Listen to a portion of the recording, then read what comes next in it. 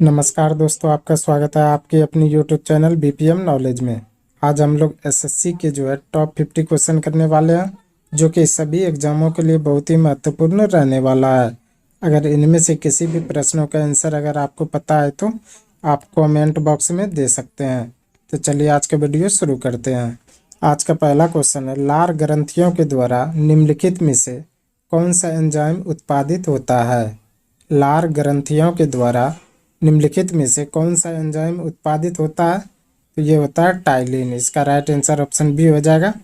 Ptyalin लार ग्रंथियों द्वारा यह एंजाइम उत्पादित होता है। चलिए अगला क्वेश्चन देख लेते हैं। अगला क्वेश्चन है, निम्नलिखित विटामिनों में से किसकी हीनता से मूत्र में बढ़ी हुई कैल्शियम आयन की हानि होती है? निम्नलिखित विटामिनों में से किसकी हीनता से मूत्र में बढ़ी हुई कैल्शियम आयन की हानि होती है? तो ये होती है विटामिन डी की कमी से। इसका राइट आंसर ऑप्शन डी हो जाएगा। विटामिन डी की यह हीनता मूत्र में बढ़ी हुई कैल्शियम आयन की हानि से होती है। चलिए अगला क्वेश्चन देख लेते हैं। अगला क्वेश्चन है, मानव शरीर में निम्नलिखित में से कौन उन प्रतिपिंडों का निर्माण करती है जो प्रतिरक्षा के लिए जिम्मेदार है? मानव शरीर में निम्नलिखित में से कौन उन प्रतिपिंडों का निर्माण करती है जो प्रतिरक्षा के लिए जिम्मेदार है? तो यह श्वेत रक्त कोशिकाएं। इसका राइट आंसर ऑप्शन डी हो जाएगा। श्वेत रक्त कोशिकाएं यह मानव शरीर में उन प्रतिपिंडों का निर्माण करती है जो कि प्रतिरक्षा के लिए जिम्मेदार है। चलिए अगला क्वेश्चन देख लेते हैं। अगला क्वेश्चन है, निम्नलिखित में से कौन बायोगैस गोबर गैस का एक प्रमुख घटक है? निम्नलिखित में से कौन बायोगैस यानी कि गोबर गैस का एक प्रमुख घटक है? तो यह मीथेन। इसका राइट आंसर ऑप्शन डी हो जाएगा। मीथेन गैस यह बायोगैस का एक प्रमुख घटक है। चलिए अगला क्वेश्चन देख लेते हैं। अगला क्वेश्चन है, निम्नलिखित में से कौन सा एक अग्निशामक में प्रयुक्त होता है?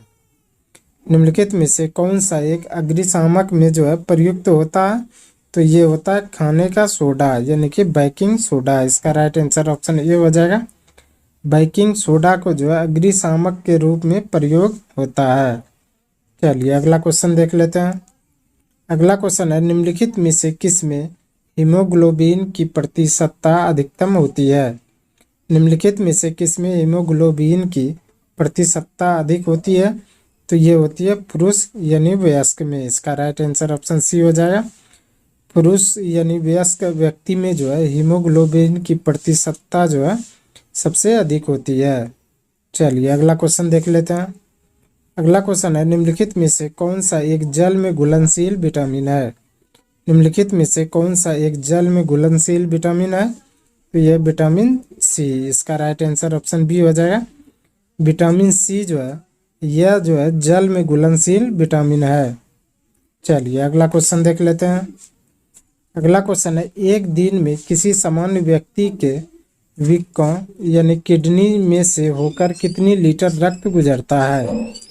एक दिन में किसी सामान्य व्यक्ति के वृक्क यानी किडनी के द्वारा कितनी लीटर रक्त गुजरता है? तो ये 170 लीटर। इसका राइट आंसर ऑप्शन सी हो जाएगा। 170 लीटर यह किसी सामान्य व्यक्ति में किडनी के द्वारा रक्त गुजरता है। चलिए अगला क्वेश्चन देख लेते हैं। अगला क्वेश्चन है, निम्नलिखित में से किसकी गति प्रकाश की गति के बराबर होती है? निम्नलिखित में से किसकी गति प्रकाश की गति के बराबर होती है? तो ये होती है उपर्युक्त में से सभी। एक्स किरणें, वाई किरणें और पराबैंगनी किरण, ये तीनों किरणें द्वारा यह प्रकाश गति के बराबर होती है। चलिए अगला क्वेश्चन देख लेते हैं। अगला क्वेश्चन है, निम्नलिखित में से कौन सी वस्तु ऊष्मागतिकी के सिद्धांत पर कार्य करती है? निम्नलिखित में से कौन सी वस्तु ऊष्मागतिकी के सिद्धांत पर कार्य करती है? तो यह करती है स्टीम आयन। इसका राइट आंसर ऑप्शन डी हो जाएगा। स्टीम आयन यह वस्तु ऊष्मागति के सिद्धांत पर कार्य करती है। चलिए अगला क्वेश्चन देख लेते हैं। अगला क्वेश्चन है, निम्न में से किस संविधान संशोधन अधिनियम ने सहकारी समितियों को संवैधानिक दर्जा का संरक्षण प्रदान किया। निम्न में से किस संविधान संशोधन अधिनियम ने सहकारी समितियों को संवैधानिक दर्जा तथा संरक्षण प्रदान किया? तो ये किया 97वां संविधान संशोधन अधिनियम के द्वारा। इसका राइट आंसर ऑप्शन डी हो जाएगा।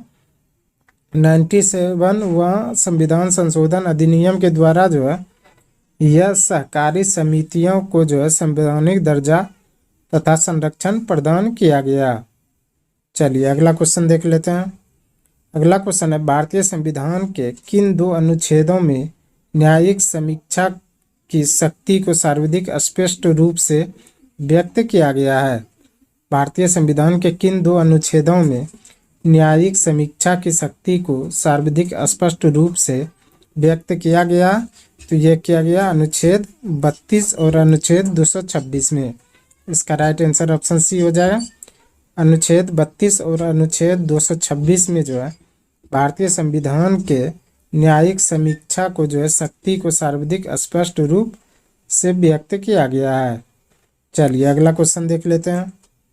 अगला क्वेश्चन है, भू राजस्व के लिए अस्थायी बंदोबस्त प्रणाली किसके द्वारा लागू किया गया था? भू राजस्व के लिए अस्थायी बंदोबस्त प्रणाली किसके द्वारा लागू किया गया था? तो ये किया गया था लॉर्ड कॉर्नवालिस के द्वारा। इसका राइट आंसर ऑप्शन ए हो जाएगा। लॉर्ड कॉर्नवालिस के द्वारा जो है भू राजस्व के लिए अस्थायी बंदोबस्त प्रणाली को जो है लागू किया गया था। चलिए अगला क्वेश्चन देख लेते हैं। अगला क्वेश्चन है, कोणार्क का सूर्य मंदिर नरसिंहदेव प्रथम ने बनवाया था, वे किस राजवंश से थे? कोणार्क का सूर्य मंदिर नरसिंहदेव प्रथम ने बनवाया था, वे किस राजवंश से थे? तो ये थे पूर्वी गंग राजवंश से। इसका राइट आंसर ऑप्शन बी हो जाएगा। पूर्वी गंग राजवंश से जो है कोणार्क का सूर्य मंदिर नरसिंहदेव प्रथम ने बनवाया था, जो कि पूर्वी गंग राजवंश से संबंधित था। चलिए अगला क्वेश्चन देख लेते हैं। अगला क्वेश्चन है, निम्नलिखित में से कौन भारत का एक उच्चतम पर्वत शिखर है? निम्नलिखित में से कौन भारत का एक उच्चतम पर्वत शिखर है? तो यह गॉडविन आइस्टीन। इसका राइट आंसर ऑप्शन सी हो जाएगा। गॉडविन आइस्टीन जो है यह भारत का जो है उच्चतम पर्वत शिखर है। चलिए अगला क्वेश्चन देख लेते हैं। अगला क्वेश्चन है, भारत को श्रीलंका से कौन सा जलमार्ग पृथक करता है? भारत को श्रीलंका से कौन सा जलमार्ग पृथक करता है? तो यह पाक जलडमरू मध्य। इसका राइट आंसर ऑप्शन बी हो जाएगा। पाक जलडमरू मध्य जो है यह भारत को श्रीलंका से अलग करता है। चलिए अगला क्वेश्चन देख लेते हैं। अगला क्वेश्चन है, निम्नलिखित में से कौन सा एक लौह एवं इस्पात संयंत्र ब्रिटिश सहयोग से स्थापित किया गया था? निम्नलिखित में से कौन सा एक लौह एवं इस्पात संयंत्र ब्रिटिश सहयोग से स्थापित किया गया था? तो ये दुर्गापुर लौह इस्पात संयंत्र। इसका राइट आंसर ऑप्शन डी हो जाएगा। दुर्गापुर लौह इस्पात संयंत्र जो है यह ब्रिटिश के सहयोग से स्थापित किया गया था। चलिए अगला क्वेश्चन देख लेते हैं। अगला क्वेश्चन है, निम्नलिखित में से कौन सा एक भारत को उत्तरी और दक्षिणी भागों में बांटता है? निम्नलिखित में से कौन सा एक भारत को उत्तरी और दक्षिणी भागों में बांटता है? तो ये बांटता है कर्क रेखा है। इसका राइट आंसर ऑप्शन बी हो जाएगा। कर्क रेखा जो है भारत को उत्तरी और दक्षिणी भागों में बांटता है। चलिए अगला क्वेश्चन देख लेते हैं। अगला क्वेश्चन है, निम्नलिखित में से कौन सा एक भारत का सबसे पुराना तेल शोधक संयंत्र है? निम्नलिखित में से कौन सा भारत का सबसे पुराना तेल शोधक संयंत्र है? तो यह डिगबोई जो कि असम में है। तो इसका राइट आंसर ऑप्शन सी हो जाएगा। डिगबोई जो है यह भारत का सबसे पुराना तेल शोधक संयंत्र है। चलिए अगला क्वेश्चन देख लेते हैं। अगला क्वेश्चन है, निम्नलिखित में से किस मुगल सम्राट ने सुहल एक कुल की नीति लागू की? निम्नलिखित में से किस मुगल सम्राट ने सुहल एक कुल की नीति लागू की? तो ये की थी अकबर ने। इसका राइट आंसर ऑप्शन सी हो जाएगा। अकबर ने जो है सुहल एक कुल की नीति जो है लागू की थी। चलिए अगला क्वेश्चन देख लेते हैं। अगला क्वेश्चन है, भारत में स्थानीय स्वायत्त शासी संस्थाओं के प्रति सजागत दिखाने के लिए निम्न में से किसे जाना जाता है? भारत में स्थानीय स्वायत्त शासी संस्थाओं के प्रति सजागत दिखाने के लिए निम्न में से किसे जाना जाता है? तो ये जाना जाता है लॉर्ड रिपन को। इसका राइट आंसर ऑप्शन बी हो जाएगा। लॉर्ड रिपन को जो है भारत में स्थानीय स्वायत्त शासी संस्थाओं के प्रति सजगत दिखाने के लिए जो है जाना जाता है। चलिए अगला क्वेश्चन देख लेते हैं। अगला क्वेश्चन है, अशोक के शिलालेखों में प्रयुक्त लिपि निम्न में कौन था? अशोक के शिलालेखों में प्रयुक्त लिपि निम्न में से कौन सा था? तो ये था प्रयुक्त में से सभी, जिसमें ब्राह्मी, खरोष्टी और अरमाइक, ये तीनों जो है अशोक के शिलालेखों में जो है प्रयुक्त लिपि था। चलिए अगला क्वेश्चन देख लेते हैं। अगला क्वेश्चन है, निम्नलिखित में से कौन सा एक उत्तर भारतीय मंदिर स्थापत्य की विशेषता नहीं है? निम्नलिखित में से कौन सा एक उत्तर भारतीय मंदिर स्थापत्य की विशेषता नहीं है? तो यह गोपुरम। इसका राइट आंसर ऑप्शन सी हो जाएगा। गोपुरम जो है यह एक उत्तर भारतीय मंदिर स्थापत्य की जो है विशेषता नहीं है। चलिए अगला क्वेश्चन देख लेते हैं। अगला क्वेश्चन है, होयसल की राजधानी निम्नलिखित में से कौन सी थी? होयसल की राजधानी निम्नलिखित में से कौन सी थी? तो ये थी द्वार समुद्र। इसका राइट आंसर ऑप्शन बी हो जाएगा। द्वार समुद्र जो है यह होयसल की राजधानी थी। अगला क्वेश्चन है, भारत में पंचायती राज संस्थाओं की स्थापना संवैधानिक निर्देशानुसार कौन सा है? भारत में पंचायती राज संस्थाओं की स्थापना संवैधानिक निर्देशानुसार कौन सा है? तो यह नीति निर्देशक सिद्धांतों के। इसका राइट आंसर ऑप्शन सी हो जाएगा। नीति निर्देशक सिद्धांतों के जो है भारत में पंचायती राज संस्थाओं की स्थापना जो है संवैधानिक निर्देशानुसार किया गया है। अगला क्वेश्चन है, निम्नलिखित में से कौन सा आनुवंशिक रूपांतरित खाद्य पादप है? निम्नलिखित में से कौन सा आनुवंशिक रूपांतरित खाद्य पादप है? तो यह सुनहरा धान। इसका राइट आंसर ऑप्शन डी हो जाएगा।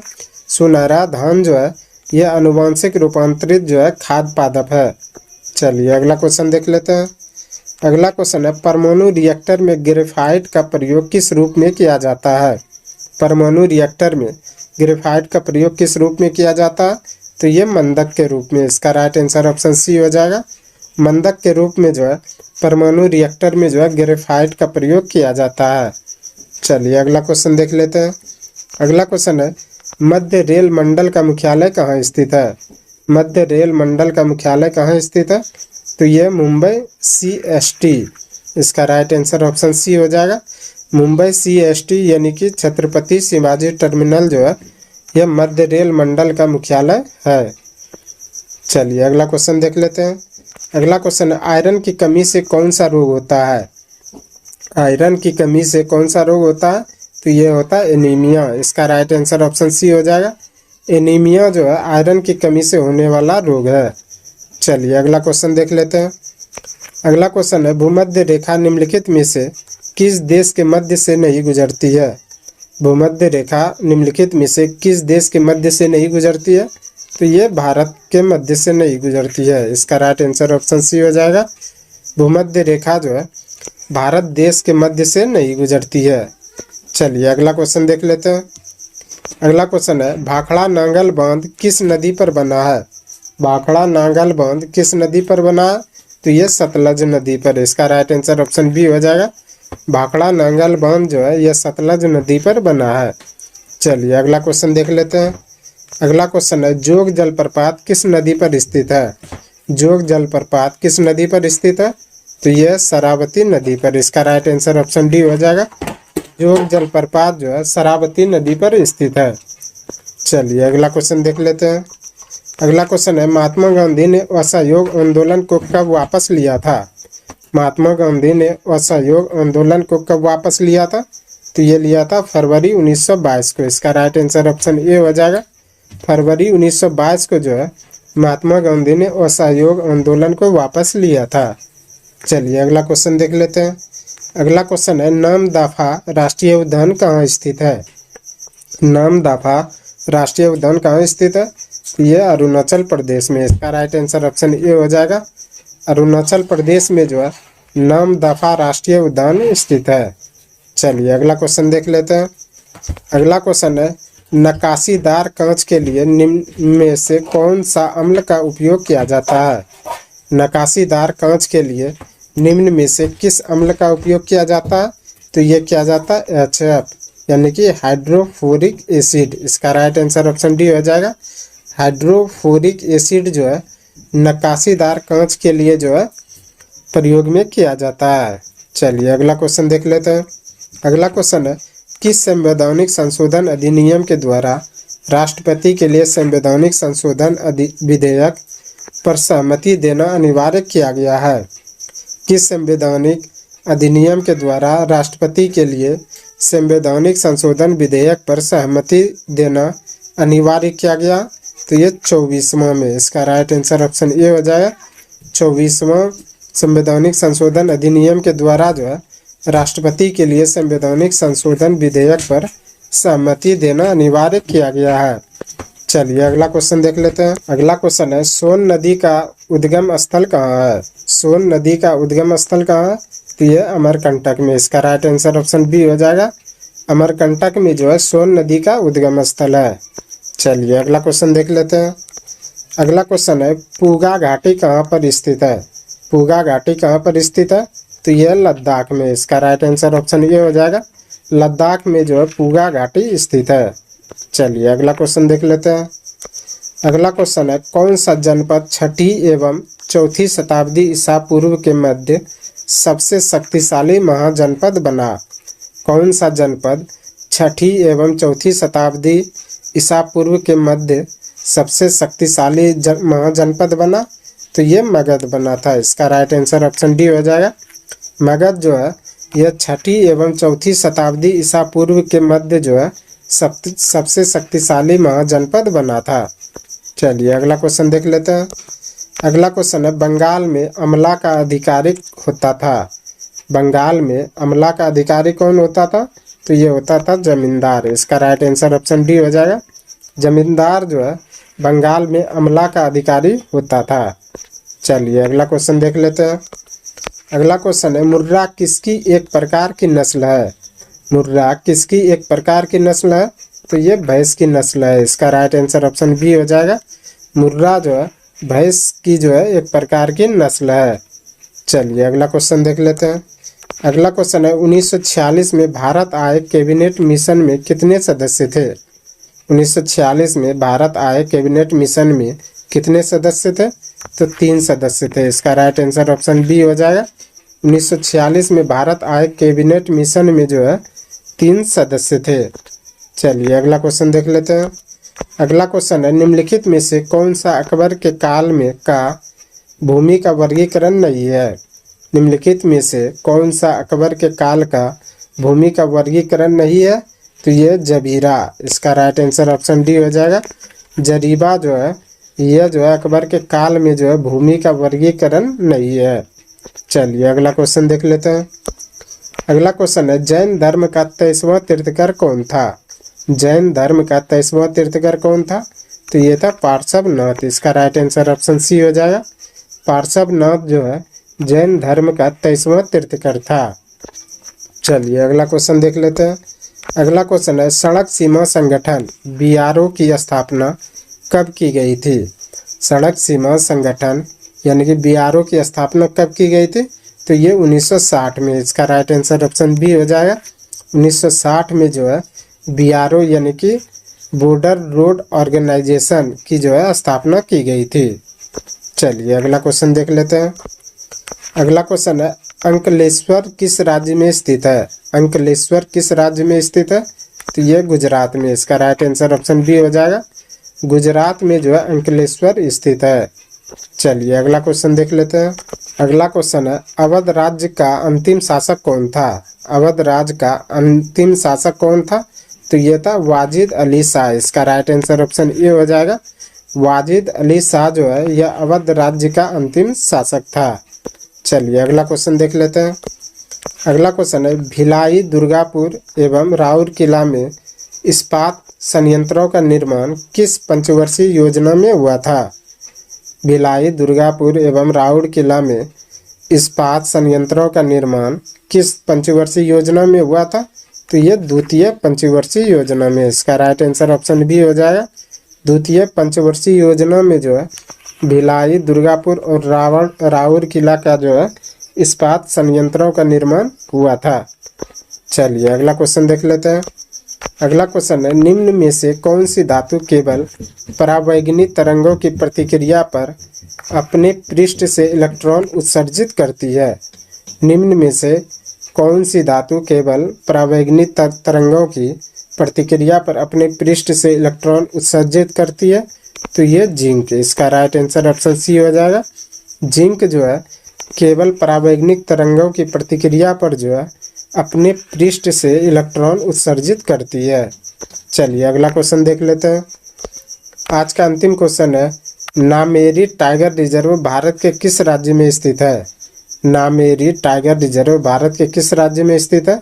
तो यह असम में, इसका राइट आंसर ऑप्शन ए हो जाएगा। असम राज्य में जो है नामेरी टाइगर रिजर्व जो है स्थित है। आज के लिए बस इतना ही। हमें उम्मीद है कि ये वीडियो आपको पसंद आया होगा। अगर पसंद आया तो प्लीज़ लाइक, कमेंट, शेयर और चैनल को सब्सक्राइब जरूर करें। धन्यवाद।